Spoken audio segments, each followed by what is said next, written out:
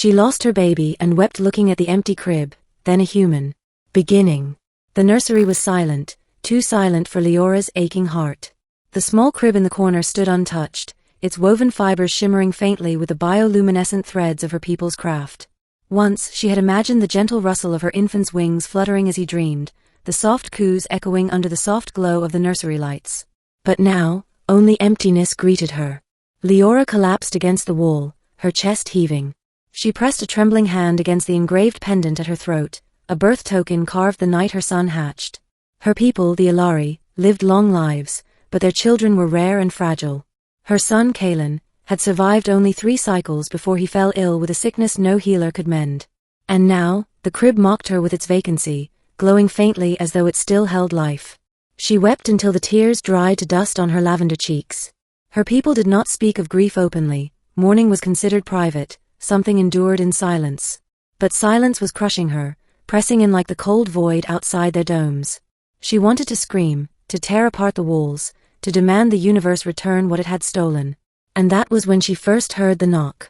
A knock. On her door. It was absurd. The Ilari did not knock, they sent telepathic pulses through the crystal links of the colony. Yet, against the smooth surface of her door, a rhythmic thudding continued, persistent and strangely human. Leora blinked away tears, confusion slicing through grief. Slowly, she opened the door. There stood a man. A human man. His skin was weathered by starlight travel, his eyes a deep brown that seemed to hold suns of their own. He looked out of place here among her crystalline halls, dressed in a worn flight jacket patched with insignias she did not recognize. "I'm sorry," he said, his voice low, carrying weight yet strangely gentle. "I didn't mean to intrude. I just heard you crying." Leora stared. No human had ever set foot in her private quarters. In fact, the humans were still a mystery to most of her people. Traders, wanderers, curious travelers from the distant spiral arms. They rarely lingered, never stayed. Her first instinct was to send him away. But something in his eyes stopped her. Something raw and understanding. "My name is Jaren," he said, shifting slightly under her gaze. "I know what it's like, to lose a child." Her breath caught in her throat. Middle. Jaren entered hesitantly, as though afraid to disrupt the sacred quiet of her grief. His gaze moved to the crib, lingering a moment before returning to her. She expected pity, the kind others in her colony offered, pity wrapped in distance, as though her grief were contagious. But Jaren's eyes were different. They mirrored her pain, reflected it back to her as though he carried the same wound. "You lost one too?" Leora asked, her voice cracking. He nodded. 2 years ago, Earth time. My daughter, Ilara. She didn't make it past her first winter. Leora sank into a chair, her hands trembling. Across from her, Jaren sat, shoulders heavy with the burden of memory. For hours, they spoke. She told him of Kalen's soft wings, the way he used to grasp her fingers with surprising strength. Jaren shared memories of his daughter, her laugh, the way she curled against his chest. Different species, different worlds, yet their grief spoke the same language. Days passed, and Jaren kept returning. Each time, Leora felt the crushing silence of her home lift slightly. He didn't fill it with empty words. He simply sat with her, listened, and let her grief have a voice. But there was more. Strange things began happening in the colony.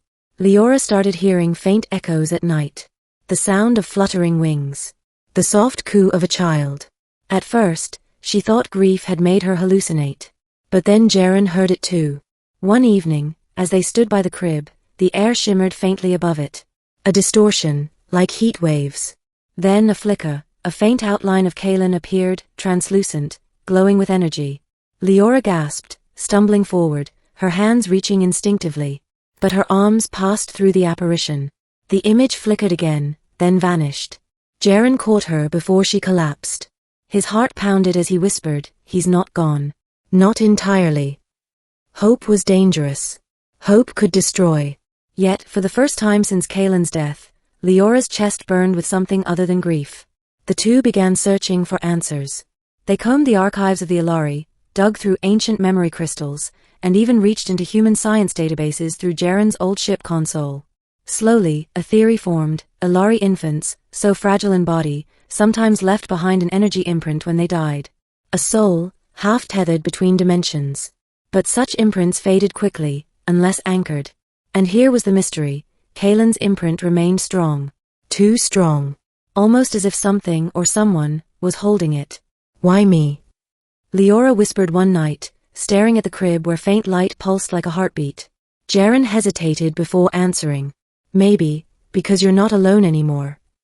It struck her then. The moment Jaren entered her life, Kaelin's imprint had begun to stir. Perhaps grief met grief, stitching a bridge across realities. But if Kaelin's soul lingered, then he was trapped. And to remain trapped meant endless suffering, neither living nor moving on. "We have to help him," Leora said, determination piercing her sorrow. "We must set him free, or bring him back." Jaren swallowed. "Both paths are dangerous. But I'll stand with you, whatever you choose." And so their quest began. The journey. Together, they traveled to the forbidden caverns at the edge of the colony, where ancient energy wells pulsed with life older than the stars.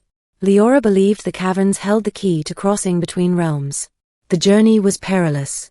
The caverns were guarded by crystalline sentinels, old constructs designed to keep mortals from meddling with soul energies. Jaren fought with grit and instinct, his human resilience surprising even the constructs. Leora used her telepathic gifts to weave illusions, slipping past dangers.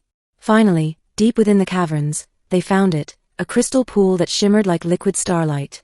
Its surface reflected not their bodies, but their souls, raw, luminous, fragile. Leora stepped forward, clutching the pendant that held Kaelin's birth token. "Kaelin," she whispered, her voice breaking. "If you are here, come to me." The pool rippled. Light flared. And then, her son appeared. Not flesh, but spirit. His wings glowed, his eyes wide with recognition. He reached out with tiny hands, a silent cry forming on his lips. Leora collapsed, sobbing. Jaren knelt beside her, tears burning his own eyes. But the crystal pool demanded a choice. To bring Kaelin back, Leora would need to anchor his soul to flesh again. It would require a life force, hers, or another's. She could give her own, leaving her son to grow motherless. Or, Jaren stepped forward. "I'll do it," he said. Leora froze. "No. I can't ask that of you."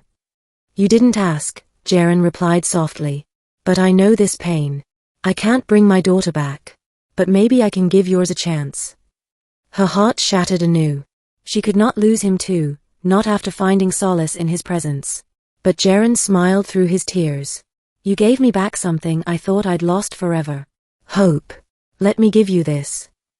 Before she could stop him, he placed his hands on the crystal pool. Light engulfed him, weaving his soul with Kaelin's. The child spirit grew brighter, stronger, until flesh began to knit where light once was. A cry pierced the cavern, the first true cry of life. Kaelin lived again. But Jaren's body slumped lifeless beside the pool. Ending. Leora cradled her son, sobbing with both joy and agony. His wings fluttered weakly against her arms, warmth returning to her heart after so much cold. Yet her gaze fell upon Jaren's still form. His sacrifice carved itself into her very soul. He had given everything, asking nothing in return. Weeks later, the colony spoke in hushed tones of the miracle, the human who gave life to an Alari child. Some called him reckless, others noble. But to Leora, he was more than legend. He was family. She built a memorial by the crystal pool, a stone etched with both their names, her son's rebirth and Jaren's sacrifice bound forever in history. Every night, she told Kaelin stories. Of his father's people, of Earth's skies and human bravery.